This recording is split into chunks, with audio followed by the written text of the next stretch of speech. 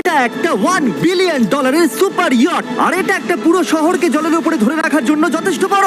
মানুষ কি করে এটা বানাতে পারে? এবং এখন আমি লিবার্টি থেকে 3 গুণ বড়। কি বলছো তুমি? তোমরা ফ্যাথম দিয়ে মাপতে পারবে না এই জাহাজটা আসলে কত বড়।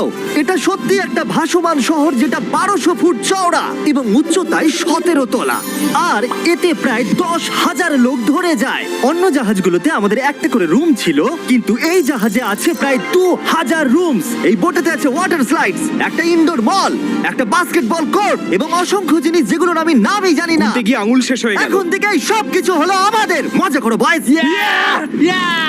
বলছি ওটা ওদিকে। চলো দেখি ওরা কি করছে।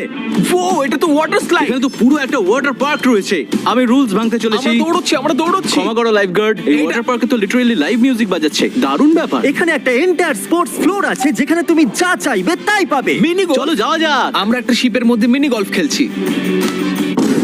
তুমি আটকে দিলে।